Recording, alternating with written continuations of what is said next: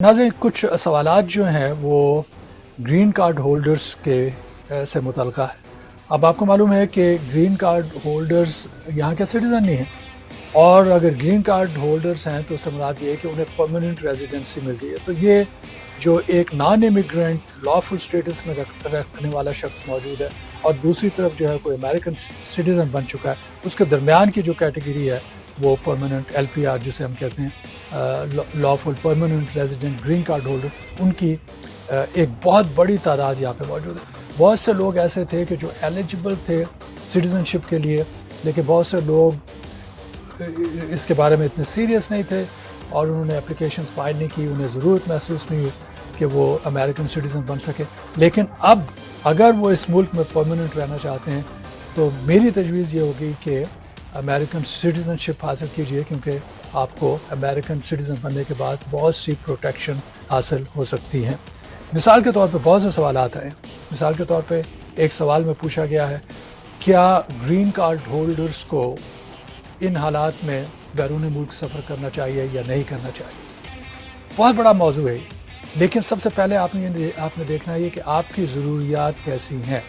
अगर ये सब आप समझते हैं कि आपके लिए ज़रूरी है कि आप इस मुल्क से बाहर जाएं और बैरून मुल्क सफ़र करके आएँ, तो ज़ाहिर है कि उसमें आपके पास एक तरीक़ाकार मौजूद है। वो तरीक़ाकार आपका ग्रीन कार्ड है। उस ग्रीन कार्ड को इस्तेमाल करके आप ट्रैवल करके आ सकते हैं। अब क्वेश्चन ये कि क्या बैरून मुल्क सफ़र करना या नहीं करना चाहिए, इसीलिए मैं कह रहा हूँ कि ये बड़ा एक सब्जेक्टिव डिसीजन है। लेकिन ये कहना मैं ज़रूरी समझता हूँ कि अगर आपके ग्रीन कार्ड के प्रोसेस में कुछ ऐसी चीज़ें शामिल हैं कि जिसके ऊपर एक क्वेश्चन मार्क नज़र आता है, तो फिर आपको इसके बारे में 1000 बार पहले सोचना चाहिए। और फिर आपको मालूम है कि जो ग्रीन कार्ड होल्डर्स हैं, अगर जिस वक्त उन्हें ग्रीन कार्ड मिला, चंद लम्हे के लिए तसव्वुर कीजिए कि उसमें कोई फ्रॉड था या उसमें मिस रिप्रेजेंटेशन थी, तो ये एक बहुत बड़ा कंसर्न होना चाहिए और देखना चाहिए कि जो कुछ भी इससे पहले कहा गया क्या उसका मदावा हो सकता है या नहीं हो सकता, और उसका कोई लीगल तरीक़ाकार मौजूद है कि जिस लीगल तरीक़ाकार को इस्तेमाल किया जा सकता है नहीं जा सकता। अब मैं ग्रीन कार्ड होल्डर के हवाले से ये बात कर रहा था कि क्या वो इस सिचुएशन में मुल्क से बाहर जा सकते हैं या नहीं जा सकते, ट्रैवल कर सकते हैं या नहीं कर सकते। और उसके पीछे मेरा ख्याल है सबसे बड़ा कंसर्न वो न्यूज़ आइटम है जिसके मुताबिक एक बहुत ही बड़ा केस हमारे सामने आया है कि जिसमें एक Colombia graduate post doctoral student जो ग्रीन कार्ड होल्डर है, उन्हें अरेस्ट किया गया और फिर अरेस्ट करने के बाद उन्हें यहाँ से बाहर जो है वो भेजने की कोशिश की गई, और उसके बाद फिर अगर वो कोशिश कामयाब नहीं हुई तो उन्हें किसी और स्टेट में जो है मुंतकिल कर दिया गया। बड़ी उसकी लंबी चौड़ी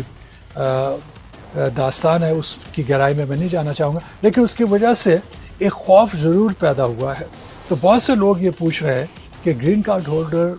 अमेरिका से बाहर बैरूनी ममालिक में कितने अरसे तक मुकीम रह सकते हैं। बल्कि अभी फेसबुक पर ज़िया खान साहब का ये सवाल आया है। बल्कि बाय द वे मैं आपको इनकरेज करना चाहूँगा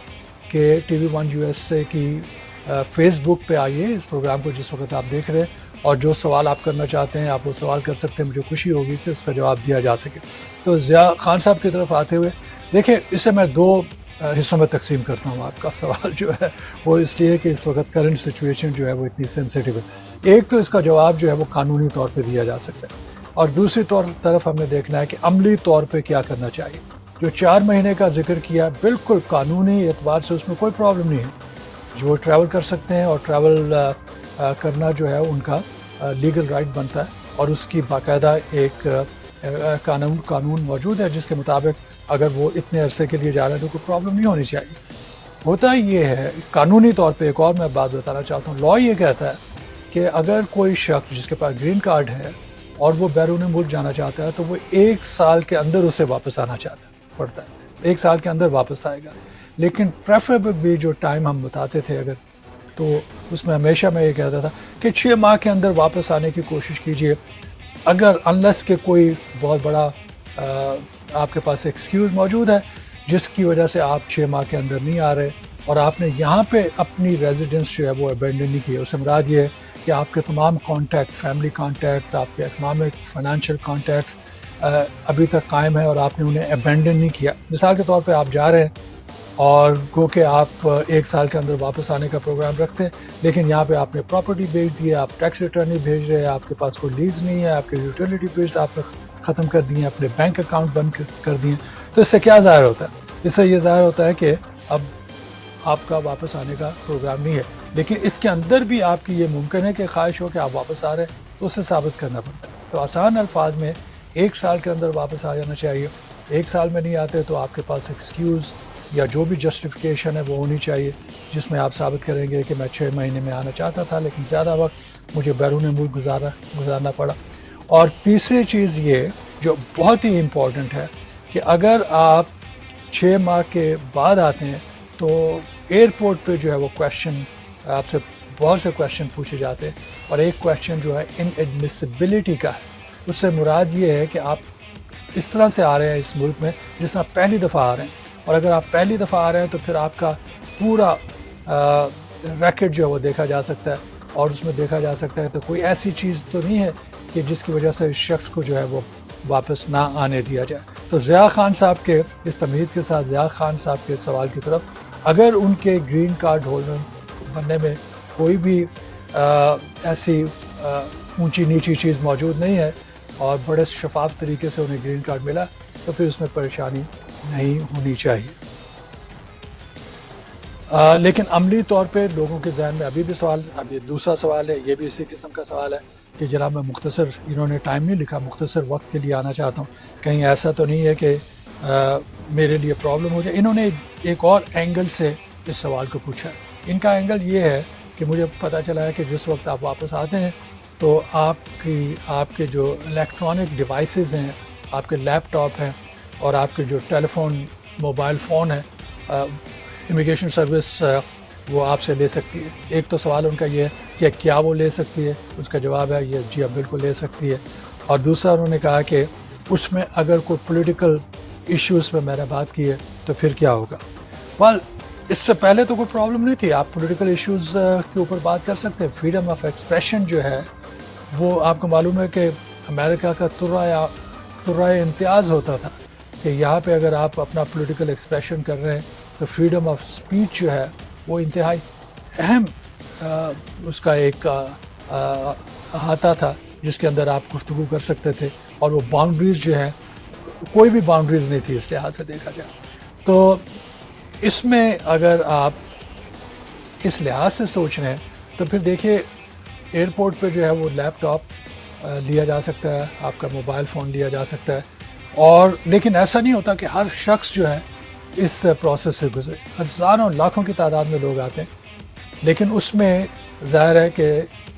وہاں پہ امیگریشن سروس کے جو آفیشل ہیں وہ ڈیسائیڈ کرتے ہیں جنہوں نے آپ کو انٹری دینی ہوتی ہے۔ اگر اس کے پاس کوئی انفارمیشن ہے یا اس کی کوئی گٹ فیلنگ ہے یا آپ نے کوئی سوال کا جواب اس طرح سے دیا کہ جس میں وہ سمجھتا ہے کہ اس شخص کی جو ہے مزید انسپیکشن ہونی چاہیے، تو اسے سیکنڈری انسپیکشن کہتے ہیں۔ اس سے مراد یہ ہے کہ اس لائن میں سے آپ کو نکال کے دوسرے کمرے میں لے جاتے ہیں، وہاں پہ جو ان سے سینئر آفیسرز ہوتے ہیں وہ سی بی پی کے، وہ وہاں پہ آ کے آپ سے پھر کویشچن وغیرہ پوچھتے ہیں، اور اگر وہ ضرورت محسوس کریں تو وہ آپ کا لیپ ٹاپ اور آپ کا موبائل فون بھی لے سکتے ہیں۔ اب اس میں کچھ ایسی آج کل کے حالات میں جو لوگوں کا خطرہ ہے وہ یہ ہے کہ جناب اگر میں نے کوئی سیاسی بیان دیے ہیں، اگر میں نے پریزیڈنٹ ڈونلڈ ٹرمپ کے خلاف کوئی باتیں کی ہیں یا پولیٹیکل ایشوز جو ورلڈ وائڈ ہیں اس کے بارے میں، یا مڈل ایسٹرن کنٹریز کے بارے میں میری کوئی اوپینین ہے، تو پھر کیا ہوگا۔ تو یہ ایک بہت بڑا خطرہ لوگ محسوس رہے ہیں، اس کا کوئی بھی واضح جواب نہیں ہے۔ اس کا واضح جواب نہیں ہے کہ کچھ ہمارے سامنے ایسے واقعات آئے ہیں کہ جس میں اس قسم کی انفارمیشن آنے کے بعد ان لوگوں کو جو ہے روک دیا گیا، اور خاص طور پہ ایسے لوگ کہ جو نان امیگرنٹ ویزز پہ تھے یا اسٹوڈنٹ ویزز وغیرہ، ان کے لیے خاص طور پہ یہ ایشو جو ہے وہ امپورٹنٹ ایشو بن جاتا ہے۔ تو اس کے بارے میں آپ کو دیکھنا چاہیے۔ اس کا کوئی بھی لائر جو ہے واضح طور پہ جواب نہیں دے سکتا کہ کیونکہ اس میں لا ایک جگہ پہ ہے، پالیٹکس جو ہے وہ دوسری جگہ پہ ہے۔ اس کنٹری کی جو ایڈمنسٹریشن ہے، جو پاور میں ہے، اس کے اپنے کنسرنز ہیں، کچھ کنسرنز جو ہیں وہ اس کا جواز موجود ہے، کچھ کنسرنز ایسے ہیں جو بلا جواز ہیں۔ تو ان تمام چیزوں کو سامنے رکھتے ہوئے آپ کو اس کے بارے میں اقدامات کرنے پڑیں گے. میں نے تھوڑا سا تفصیل سے جواب دیا تاکہ لوگوں کو معلوم ہو سکے. اور جہاں تک شروع میں نے کہا کہ اس اسٹیج پہ آپ یہ نہیں کہہ سکتے کہ میں آپ کو لیپ ٹاپ نہیں دوں گا, آپ یہ نہیں کہہ سکتے کہ میں میرا موبائل فون آپ نہیں دے سکتے. ایک دفعہ جب سیکنڈری انسپیکشن میں آپ چلے جاتے ہیں تو پھر اس میں آپ کی طرف سے جو ریجیکشن کا عمل یا ریزسٹنس کا جو عمل جو ہے وہ کاؤنٹر پروڈکٹیو ہو سکتا ہے. جی یہ سوال جو ہے یہ سٹیزن شپ کے حوالے کے بارے میں ہے. وہی کنسرن, اس کا جواب میں دے چکا ہوں. لیکن صاحب نے بھی یہی پوچھا کہ میرے والد صاحب کا انٹرویو آنے والا ہے اور ایک تو ان کا کویشچن یہ ہے کہ کیا میں ان کے ساتھ جا سکتا ہوں. دیکھیے جا سکتے ہیں آپ, لیکن اندر انٹرویو پہ وہ آپ کو نہیں بیٹھنے دیں گے. اور اگر یہ انٹرویو جو ہے وہ انٹرپریٹر کے ذریعے سے اس کی ضرورت ہے تو ظاہر ہے کہ انٹرپریٹیشن جو ہے اس کے لیے انٹرپریٹر جو ہے وہ خود فراہم کریں گے. لیکن کیا کتنی سختی ہو سکتی ہے یہ صاحب کہہ رہے ہیں. اب دیکھیے یہ بہت ہی براڈ کویشچن ہے, کتنی سختی سے کیا مراد. اگر وہ تمام لیگل ریکوائرمنٹ کو پورا کر رہے ہیں تو ظاہر ہے کہ وہ حقائق تو چینج نہیں ہوں گے. اگر وہ کوالیفائڈ ہیں تو کوالیفائڈ ہیں, کتنے بھی سخت سوال کیوں نہ پوچھ لیں, کوالیفیکیشن ہونی چاہیے. لیکن جس طرح سے آپ کا کنسرن میں سمجھ سکتا ہوں کہ ایک ایلڈرلی جینٹلمین ہیں جو انٹرویو کے لیے جا رہے ہیں اور آپ انہیں ویور کے ذریعے سے, ایکسیپشن کے ذریعے سے چاہتے ہیں کہ ان کو نیچرلائزیشن مل جائے, کیونکہ ان کی ایج جو ہے وہ 65 سے اوپر ہو چکی ہے اور 20 سال سے زیادہ ہو گئے انہیں گرین کارڈ رکھتے ہوئے. تو وہ یہ کہہ رہے ہیں کہ اگر یہ ہمارے لیے امپورٹنٹ معاملہ ہے, کیونکہ اس سے پہلے تو وہ 6 ماہ سے زیادہ بھی کے لیے چلے جاتے تھے, لیکن اب سبھی نے مشورہ دیا ہے کہ اگر آپ بیرون ملک جانا چاہتے ہیں تو سٹیزن شپ لے لیجئے. دیکھیے بالکل, اگر آپ نے انہیں یہ مشورہ دیا یا دوسرے ریلیٹیوز نے مشورہ دیا, بہت اچھا مشورہ ہے اور اس سے انہیں فائدہ اٹھانا چاہیے. جیسا میں نے شروع میں بتایا کہ دیکھیے ہزاروں کی تعداد میں اپلیکنٹ جو ہے وہ اپیئر ہوتے ہیں, کیسز ان کے اپروو ہو جاتے ہیں. اب جو سختی کا معاملہ ہے یہ سبجیکٹو بھی ہو سکتا ہے, آبجیکٹو بھی ہو سکتا ہے. کئی دفعہ آپ کو معلوم ہے کہ امیگریشن آفیسر جو ہے ان کی اپنی ایک سوچ ہوتی ہے, اپنا طریقہ کار ہوتا ہے, لیکن اس کے لیے راستہ ابھی بھی اوپن ہے. اس سے مراد یہ ہے کہ باقاعدہ آپ اس کے لیے اپیل کر سکتے ہیں. اچھا جناب, یہ میرے ہاتھ میں ایک طرف سے ویزا بلیٹن آ گیا, کیونکہ 2 دن ہمارے دیکھنے والوں نے یہ ڈیٹس وغیرہ معلوم کی ہے, اور ویزا بلیٹن کے بارے میں بھی یہ سوال ہو رہے ہیں کیونکہ اتنا خوف کی جو چادر ہے وہ اتنی موٹی ہے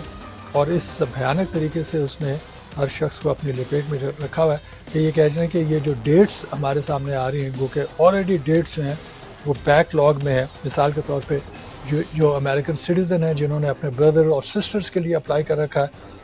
F4 کی کیٹیگری میں, اس وقت جو ہے اگست 1 2007 کے کیسز ہوئے, تو اس سے آپ اندازہ لگا لیجئے کہ کتنے برسوں تک یہ لوگ انتظار کرتے آئے ہیں. اور اب یہ پوچھ رہے ہیں کہ کیا ایسا تو نہیں ہے کہ اس میں مزید جو ہے